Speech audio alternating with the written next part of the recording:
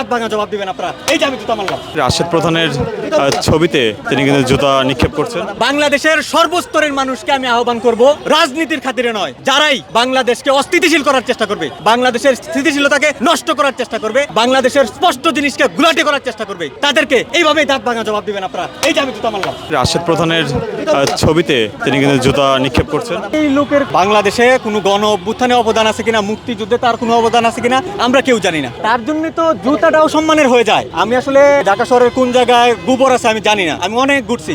এই যে ঘাম দেখেন আমার, সারা দিন আমি গোবরের খুঁজেছিলাম, গোবর পাই নাই, যার জন্য আমরা জুতা নিয়ে আসলাম। তার মুখে একমাত্র পচা উচ্ছিষ্ট জিনিসগুলো তার মুখে মানায়। বাংলাদেশে রাজাকারের ঠাঁই হবে না, রাজাকাররা যাদেরকে শেল্টার দিবে তাদের ঠাঁই হবে না। উনি গত 2 দিন আগে আমাদের প্রধানমন্ত্রীকে বলেছে উনি নাকি কুলাঙ্গার। একজন ব্যক্তি যদি আপনার স্লিপ অফ টাং হতেই পারে, যে একটা কথাবার্তা এদিক সেদিক হতেই পারে, তাই বলে আপনি আমাকে কুলাঙ্গার বলতে পারেন না। বাংলাদেশের প্রথম 5D AI ইনভার্টার যুক্ত সর্বোচ্চ বিদ্যুৎ সাশ্রয়ী যমুনা এয়ার কন্ডিশন। কুলাঙ্গার কাকে বলা যায়, কে বলতে পারে? আমি নিজে যদি কুলাঙ্গার হই তাহলে না আমি আরেকজন কুলাঙ্গারকে চিনবো।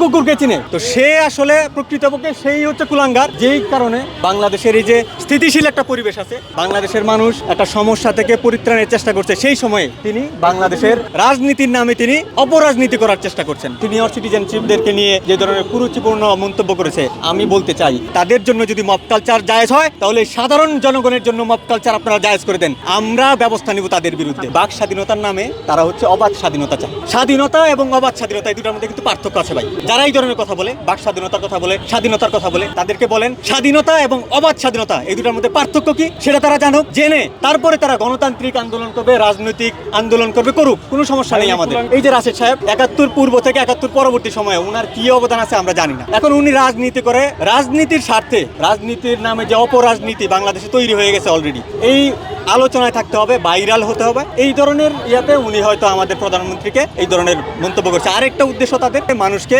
অস্থিতিশীল করার জন্য সেই ধরনের মন্তব্য করছে বলে আমি মনে করি। বাংলাদেশের প্রত্যেকটা নাগরিককে আমি মনে করি তাদের নিজেদের অবস্থান থেকে, মুক্তিযুদ্ধের সময় যেরকম নিজেদের অবস্থান থেকে সোচ্চার হয়েছিল, এখনো ঠিক সেইভাবেই সোচ্চার হওয়া উচিত